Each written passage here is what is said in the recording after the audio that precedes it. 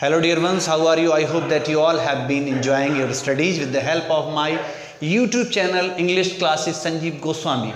Today in this video we are going to know about the art of article writing, which is very specific these days. आज के दौर में बहुत ही important skill है कि हम किस तरह से article लिखें, बहुत बड़े बड़े टॉपिक्स पर, बहुत बड़े बड़े इश्यूज़ पर बहुत छोटे में बड़ी मुख्तसर बात कहें, लेकिन मुख्तसर तो हो लेकिन पुरअसर हो, शॉर्ट हो बट डेडली हो, मीनिंगफुल हो, just go into the block हो। जैसे अब हमने जसप्रीत बुमराह की गेंदबाजी देखते हैं, बिल्कुल यॉर्कर डालता है वो, वैसे ही हमारा जो टाइटल हो, जो हमारा आर्टिकल हो, बहुत ही मीनिंगफुल हो, शॉर्ट में अपनी बात को बहुत अच्छे तरह से कहने की आर्ट ही आर्टिकल राइटिंग है। इसके 3 पार्ट हैं, आइए समझते हैं।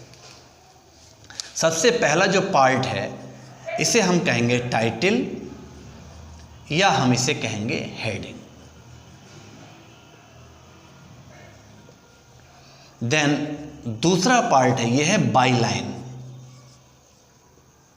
It is about the writer who is writing the article, जो आर्टिकल लिख रहा है उसका नाम है इसमें।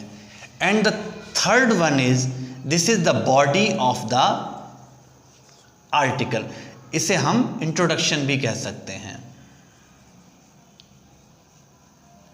In other words, we can say this is not only the introduction, it is about the whole title. इसमें सब कुछ मिलेगा, अलग अलग पैराग्राफ्स हो सकते हैं, छोटे छोटे 2, जिसमें पहले में हम पूरे टॉपिक को रखेंगे, दूसरे में उसका हम कहीं ना कहीं कंक्लूजन रखेंगे।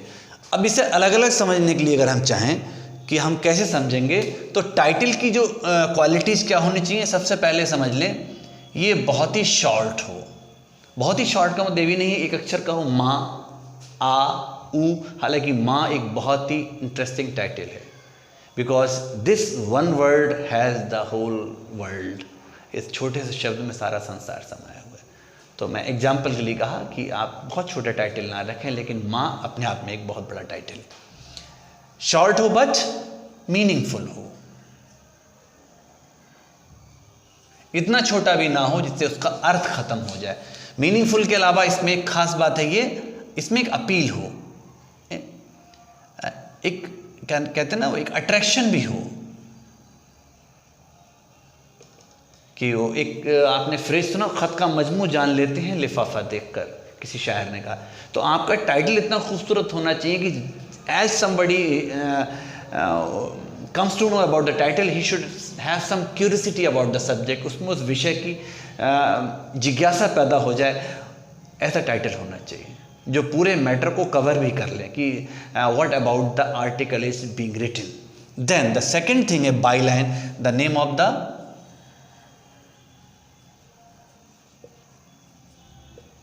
राइटर, जो ये टाइटल लिख रहा है उसका नाम आना चाहिए। तीसरा जो बॉडी है ये बहुत ही इंपॉर्टेंट है। क्या है इसमें? सबसे पहले तो इसकी खास बात है इजी लैंग्वेज। मैं भाषा की बात करूंगा, लैंग्वेज बहुत आसान, because most of the people they are not so intelligent, they are not so wise about literature. भाषा की ज्ञानी सब लोग नहीं हैं, बट भाषा समझते सब हैं।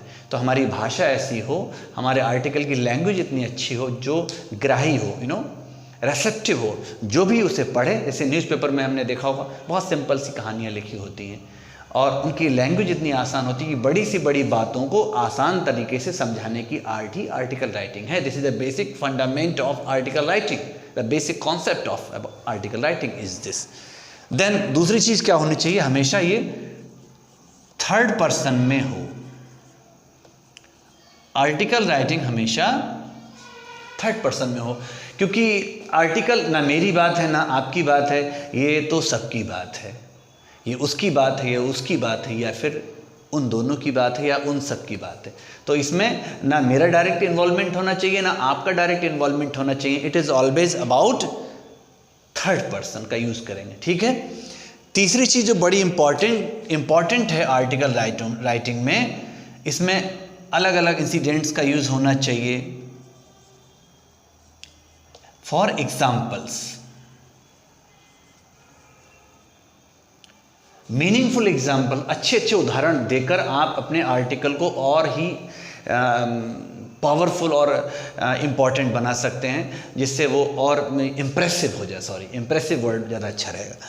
उसके बाद एक और इम्पॉर्टेंट चीज़ है, इसमें हम सारे रीजंस लिखें, बेनिफिट्स लिखें,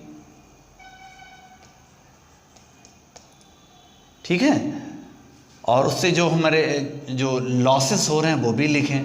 अगर किसी मुद्दे पर हम जब आर्टिकल लिख रहे हैं, फॉर एग्जांपल जैसे हमने mobile, today's most favourable popular gadget mobile के बारे में लिखा, या लैपटॉप के बारे में लिख रहे हैं, या फिर टीवी के बारे में लिख रहे हैं, थोड़ा पुराना हो गया टीवी के बारे में बताना लिखना, तो उसके रीजंस लिखें कि क्यों लोग पसंद कर रहे हैं, इसके बेनिफिट्स क्या हैं, ये भी उसमें आने चाहिए, इसके फेलियर्स क्या हैं, इसकी बुराइयाँ लॉसेस क्या हैं, वो भी पता चलना चाहिए, वो भी उसमें आना चाहिए।